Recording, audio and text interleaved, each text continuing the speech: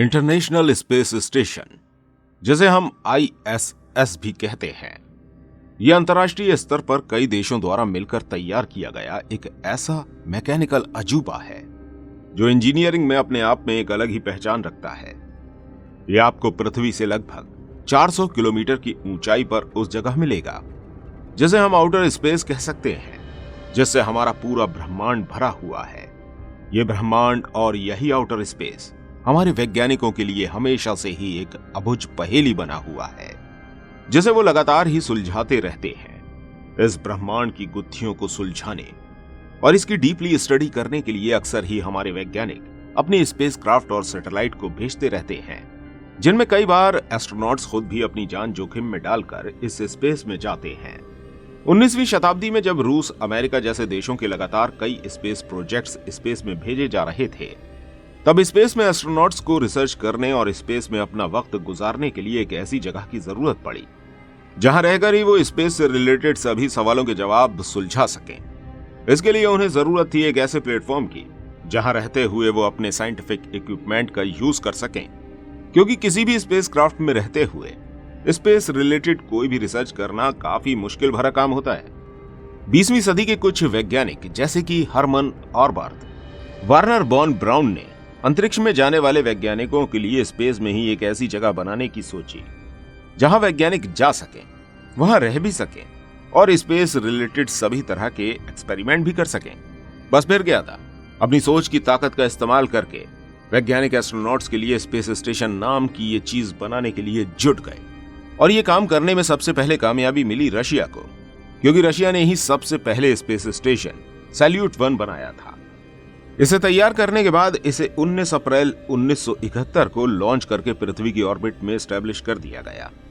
Russia द्वारा किए गए इस कारनामे की दुनिया के सभी देशों ने काफी तारीफें की, लेकिन कोल्ड वार के चलते भला यूएस इसमें कहां पीछे रहने वाला था। अमेरिका की स्पेस एजेंसी नासा ने स्काईलैब नाम के स्पेस स्टेशन को तैयार कर 14 मई 1973 में लॉन्च कर दिया। लेकिन दोस्तों, ये सभी स्पेस स्टेशन तो एक तरह से ट्रेलर था, क्योंकि पिक्चर तो अभी बाकी थी, क्योंकि अब तैयारी करी जा रही थी दुनिया के सबसे बड़े मैन मेड स्ट्रक्चर की, जिसे स्पेस की सभी जरूरत को ध्यान में रखकर बनाया जा रहा था। यह था इंटरनेशनल स्पेस स्टेशन।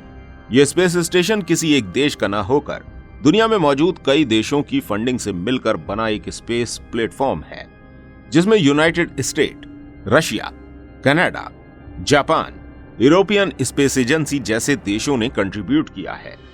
तब जाकर लगभग 15,000 करोड़ डॉलर में बनकर तैयार हुई दुनिया की सबसे महंगी चीज, जो हमारी दुनिया से लगभग 410 किलोमीटर की दूरी पर लगातार घूम रही है। दोस्तों, इसके बनने की कहानी काफी इंटरेस्टिंग है। आइए जानते हैं आखिर किस तरह बना प्रोजेक्ट ISS। यह साल था 1984 का, जब यूएस ने एक स्पेस प्रोजेक्ट बनाने की सोची, जो एक स्पेस स्टेशन का प्रोजेक्ट था, जिसे नाम दिया गया था फ्रीडम। यह एक काफी बड़ा और महंगा प्रोजेक्ट था, जिसके लिए सरकार का काफी सारा पैसा खर्च हो रहा था। लेकिन अफसोस की बात थी कि प्रोजेक्ट के आधा होने पर ही वहां की सरकार ने इसकी फंडिंग पर रोक लगा दी। लेकिन कुछ समय बाद नासा ने दूसरे देशों से कांटेक्ट करके इस प्रोजेक्ट को दोबारा शुरू करने का फैसला किया, और तब इसको नाम दिया गया इंटरनेशनल स्पेस स्टेशन। प्रोजेक्ट के ऑफिशियली क्लियर हो जाने के बाद लगभग 5 साल के अंदर स्पेस में इस प्रोजेक्ट के ऊपर काम शुरू कर दिया गया, जिसे पूरा होने में लगभग 10 सालों का टाइम लगा। हमें फोटो में देखने से ये एक छोटा सा इक्विपमेंट या कोई मशीन लगती है, लेकिन असल में इसका आकार एक फुटबॉल ग्राउंड के बराबर है, जो हमारी पृथ्वी की लो अर्थ ऑर्बिट में मौजूद है। वहां रहकर ये लगभग 28,000 किलोमीटर प्रति घंटा की रफ्तार से हमारी पृथ्वी के चक्कर लगाता है। इस स्पेस स्टेशन में एक बार में 6 एस्ट्रोनॉट्स के रुकने का इंतजाम किया गया है, जो लगभग 6 महीने तक वहां रहते हैं, जिनके पृथ्वी पर वापस आने पर दूसरे 6 एस्ट्रोनॉट्स का ग्रुप वहां पर रहने के लिए भेजा जाता है। इस तरह वहां सभी देशों के एस्ट्रोनॉट्स की रोटेशन चलती रहती है। दोस्तों, आपको बता दें कि इंटरनेशनल स्पेस स्टेशन कई पार्ट्स से मिलकर बना है, जिन्हें वैज्ञानिक मॉड्यूल्स का नाम देते हैं, और ये मॉड्यूल्स इसमें फंडिंग करने वाले देशों के हिसाब से बनाए गए हैं। अलग अलग देशों से बिलोंग करने वाले मॉड्यूल्स इसमें जोड़े गए हैं। इसके अलावा इस स्टेशन में मौजूद है साइंस लैब, जिसमें पृथ्वी से जाने वाले वैज्ञानिक रिसर्च करते हैं। ये रिसर्च ज्यादातर स्पेस से रिलेटेड होती है। यहाँ मौजूद सभी मशीनरी स्पेस को ध्यान रखकर ही बनाई गई है। इसके अलावा यहाँ जाने वाले एस्ट्रोनॉट्स के रहने के लिए अलग अलग क्वार्टर्स बने हैं, जो देखने में कैप्सूल शेप के होते हैं, जिन्हें वहां जाने वाले लोग प्रेशराइज्ड चैम्बर कहते हैं। अपने इन्हीं चैम्बर्स में एस्ट्रोनॉट्स सोते हैं, खाते हैं, एक्सरसाइज करते हैं और अपना समय बिताते हैं। और वहां वो बिना स्पेस सूट के भी रह सकते हैं, क्योंकि ये चैम्बर्स पूरी तरह से प्रेशराइज्ड होते हैं।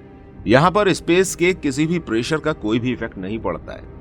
ये चैम्बर स्पेस सेंटर के बीचों बीच सेंटर में मौजूद है, जिन्हें 2 भागों में डिवाइड किया जाता है, जिनमें से एक है रशिया का चैम्बर, जिसे हम साइंटिफिक लैंग्वेज में रशियन ऑर्बिटल सेगमेंट कहते हैं। वहीं दूसरा है अमेरिकन ऑर्बिटल सेगमेंट, जो अमेरिका के साथ साथ इसमें फंडिंग करने वाले और देशों का मिला जुला चैम्बर है। इसमें Japan, Canada, European space agency जैसे देशों के भी अपने पर्सनल चैम्बर या फिर कहें तो पर्सनल मॉड्यूल मौजूद हैं। अब दोस्तों आपको बता दें कि ये सभी मॉड्यूल उनके अपने ही देश में जरूरत के हिसाब से बनाए गए हैं और उन्हें लॉन्च करने के बाद स्पेस में ले जाकर जोड़ा गया है। आप सोच रहे होंगे कि कैसे, तो आइए आपको बता देते हैं। किसी भी नए मॉड्यूल को स्पेस स्टेशन से जोड़ने के लिए 2 खास चीजों की जरूरत पड़ती है।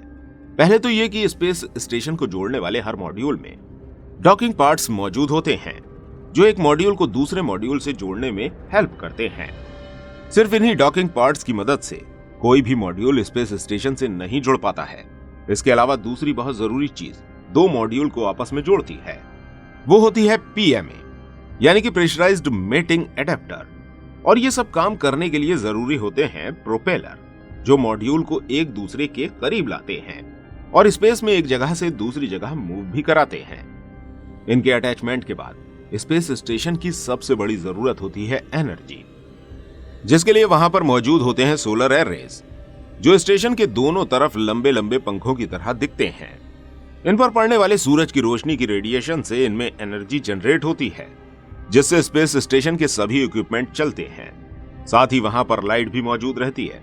अब जब सूरज की रोशनी से इतनी एनर्जी यहां जनरेट हो सकती है, तो एक्स्ट्रा हीट भी यहां पर मौजूद होती है, जिसे दूर करने के लिए रेडिएटर पैनल्स लगाए जाते हैं, जो एक्स्ट्रा हीट को इस स्टेशन से बाहर निकाल देते हैं। इस स्टेशन के बनने और स्पेस में इसे सेट करने का मेन पर्पस वहां पर एस्ट्रोनॉट्स द्वारा रिसर्च करना ही है। इसी वजह से सभी देशों ने वहां पर अपने अपने लैब्स तैयार कर रखे हैं। जहां अमेरिका के लैब का नाम डेस्टिनी है, वहीं जापान के एक्सपेरिमेंटल लैब का नाम कीबो है और यूरोपीय स्पेस एजेंसी का लैब कोलंबस भी इसी स्टेशन में मौजूद है। वहीं रशिया की एक्सपेरिमेंटल लैब पाइस को रशियन सेगमेंट में ही स्टेबल किया गया है। अब तक बताए गए सभी सेगमेंट जुड़े हैं स्पेस स्टेशन की सबसे मजबूत कड़ी ट्रस से। ये एक तरह से स्पेस स्टेशन की रीढ़ की हड्डी है, जिस पर सभी तरह के सेगमेंट को जोड़ दिया जाता है। दोस्तों इसके अलावा अगर वहां मौजूद एस्ट्रोनॉट्स को स्पेस वॉक के लिए जाना होता है, तो इन और एग्जिट डोर पर एक एयर लॉक अटैचमेंट लगाना होता है। दोस्तों इसके अलावा कभी दिल हल्का करने के लिए एस्ट्रोनॉट्स को बाहर के नजारे देखने हो, तो स्पेस स्टेशन में ही मौजूद ट्रायंगुलेटरी मॉड्यूल में क्योपोला नाम का एक रूम मौजूद है, जहां पर 7 बड़ी बड़ी खिड़कियां हैं, जिसे बाहर के खूबसूरत नजारे भी एस्ट्रोनॉट्स देख सकते हैं। और सूरज की तेज रोशनी से बचाव करने के लिए इन पर शटर भी मौजूद हैं, जिनको वो बंद भी कर सकते हैं। तो देखा आपने किस तरह से मैन मेड इट ये मास्टरपीस इंजीनियरिंग लाइन में एक बड़ा इन्वेंशन है, जो साल 2001 से स्पेस में हमारी पृथ्वी के ऑर्बिट में रहते हुए एस्ट्रोनॉट्स के स्पेस में ठिकाने के तौर पर मौजूद है, या कहें तो एस्ट्रोनॉट्स के लिए एक होटल की तरह है, जो वहां रहते हुए लगातार ही स्पेस मिशन में पूरी तरह कंट्रीब्यूट करता है। तो दोस्तों कैसी लगी आपको आज की हमारी इंटरेस्टिंग वीडियो? उम्मीद करते हैं वीडियो आपको पसंद आई होगी। अगर आपको ये वीडियो अच्छी लगी है तो इस वीडियो को लाइक और शेयर जरूर कीजिएगा, और ऐसी और अमेजिंग वीडियोस देखने के लिए हमारे चैनल को सब्सक्राइब करना बिल्कुल मत भूलिएगा। मिलते हैं आपसे अगली वीडियो के साथ। धन्यवाद।